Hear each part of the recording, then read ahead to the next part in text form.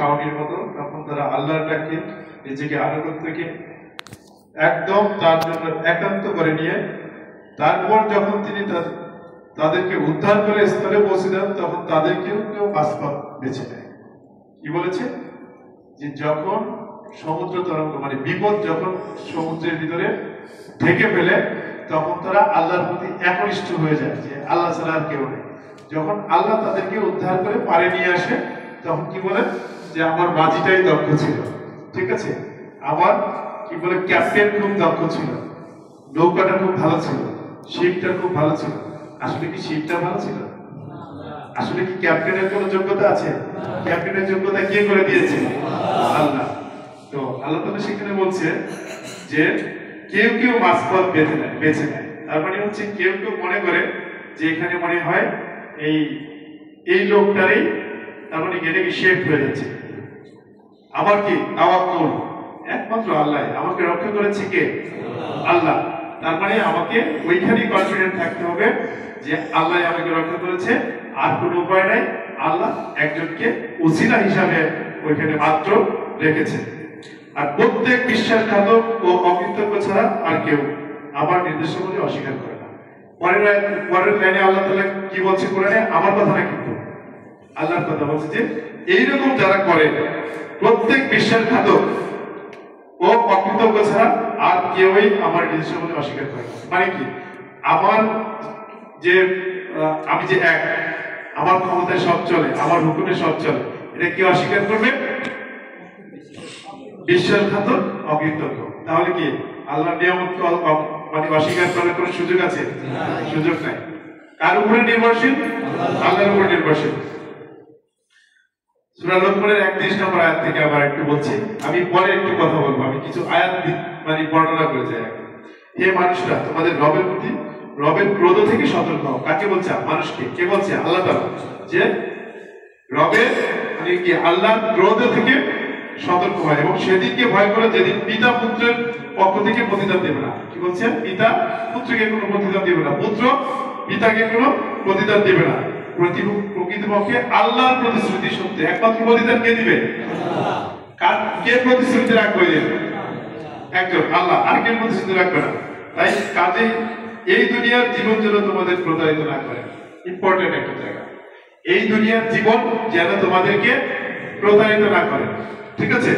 মানে এই দুনিয়াবি কাজ করবে আমরা এমন মত্ত হয়ে না যাই যেন আল্লাহকে ভুলে গিয়ে আল্লাহর উপর নিজেকে সমর্থ না করে আমরা কি বলে যে ও আবার এটা করলো, ওকে ক্ষতি করবো, ওকে মানে দেখে নিব, এইটা যেন এইরকম যেন আমরা না হয়ে যাই।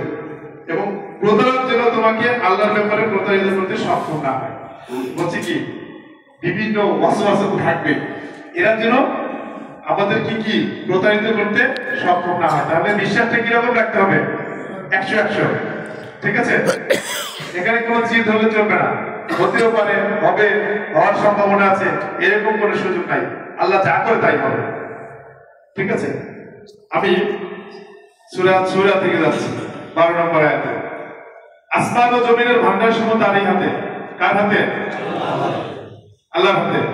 আমরা হাওলাদাস করি না, কালকে কি খাবো, পরশু কি খাবো, যাকে ইচ্ছা রিজিক দান করেন, আর যাকে ইচ্ছা মেপে দেন, তিনি সবকিছু জানেন।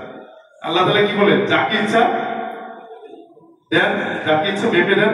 আল্লাহ কি করে? সবকিছুই তিনি জানেন, সবার দিনের খবর রাখেন। তাহলে এই যে আমরা রিজিকের জন্য অস্থির হয়ে যাই, প্রেশার হয়ে যায়, এটা কি ঠিক?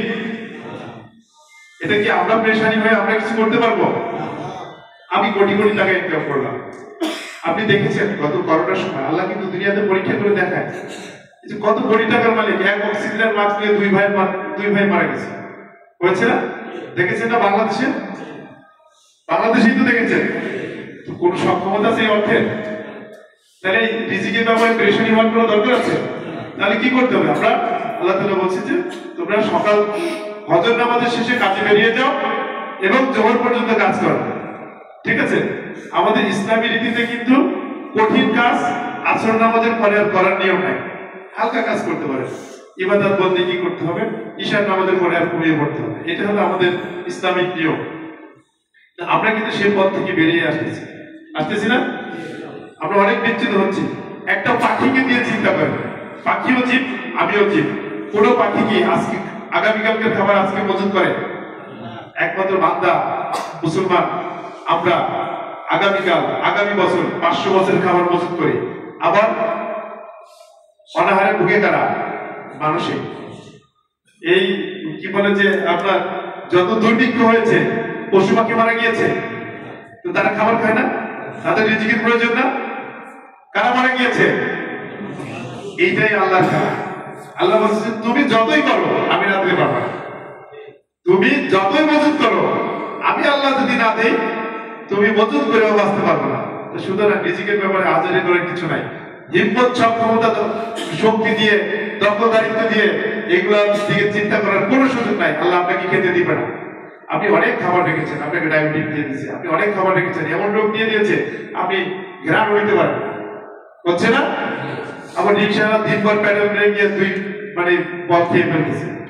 আল্লাহ জানে যে কাকে দিবে। এই আয়াতটা সেটাই। আরেকটা আয়াত আছে 13 নম্বর আয়াত সূরা সূরায়, তিনি তোমাদের জন্য দিনের সেই সব নিয়ম কানুন নির্ধারিত করে দিয়েছেন যার নির্দেশ তিনি নূহকে দিয়েছিলেন। মুহাম্মদ, এখন আমি তোমার কাছে ওহীর মাধ্যমে পাঠিয়েছি, আর যার আদেশ দিয়েছিলাম ইব্রাহিম আলাইহিস সালামকে, মুসা আলাইহিস সালামকে, ঈসা আলাইহিস সালামকে, তার সাথে তাকিদ দিয়েছিলাম এই বলে যে এই দ্বীনকে কায়েম করে। কাকে কায়েম করতে বলছে? দ্বীনকে। দ্বীন মানে আমার ইসলামকে কায়েম করার জন্য গুরুত্ব দিয়েছে, এবং এ ব্যাপারে পরস্পর ভিন্ন হয়ে না। তাহলে মুসলমানদের ব্যাপারে কি ভিন্ন হওয়া যাবে? ইসলাম কি এক? মুসলিম পুরো উম্মাহ কি এক? এর বাইরে যাওয়ার সুযোগ নেই। যে যাবে তো সে মরছে, ঠিক আছে? ইসলামের ওই বলছে যে এই ব্যাপারে ভিন্ন মতামত অবলম্বন করতেই নিষেধ করেছে। কে বলছে? আল্লাহ। কিসের মাধ্যমে? কোরআনের মাধ্যমে বলেছে। এই কথাটি এসব মুশরিকদের কাছে অত্যন্ত অপছন্দনীয়। কাদের কাছে অপছন্দনীয় এই কথাটি? মুশরিকদের কাছে, যারা আল্লাহর উপরে ঈমান সঠিক নাই। যার দিকে তুমি তাদেরকে আহ্বান জানাচ্ছ, মোহাম্মদ তুমি যাকে, মোহাম্মদ সাল্লাল্লাহু আলাইহি ওয়াসাল্লামকে বলছে তুমি যাদেরকে আহ্বান জানাচ্ছ তাদের কাছে এটা অপছন্দনীয় যদি তারা কি হয়? মুশরিক হয়। আল্লাহ যাকে ইচ্ছা আপন করে নেন এবং তিনি তাদেরকে নিজের কাছে আসেন, পথ দেখান এবং তার প্রতি রুজু করেন।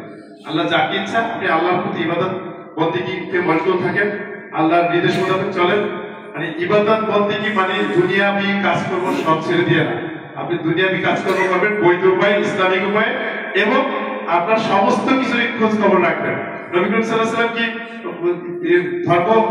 ধর্মের জন্য কি পরিবার পরিজন ত্যাগ করে চলে গিয়েছে?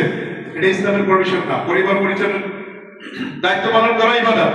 ইসলাম ধর্মে পরিবার পরিজনের দায়িত্ব পালন করা ইবাদত, তবে সবকিছুর জন্য বৈধ বান্ধব হয়। লাস্টের একটা আয়াত দিয়ে শেষ করতেছি, সেটা সূরা আনফালের 2 নম্বর আয়াতে মুমিন তো দাঁড়ায় আল্লাহকে স্মরণ করা হলে তাদের হৃদয়ে ভীত হয়। আপনাকে টেস্ট করার একটা উপায় আছে যে আমি কতটুকু মুমিন, আমি কতটুকু আমার ইমানের শক্তি কঠিন। সেটা হলো যে আল্লাহকে স্মরণ করার সাথে সাথে আপনার বুকের ভিতরে চিন করে উঠবে, বা বুকের ভিতরে একটা সফটনেস কাজ করবে। যদি এটা আপনি ফিল করতে পারবেন, বলবেন যে আমার ভিতরে ইমানি শক্তি আস্তে আস্তে দৃঢ় হচ্ছে। যখন তাদের সামনে তার আয়াত সমূহ পড়া হয় তখন তাদেরকে ইমানের উন্নতি সাধন করে। কি বলছে?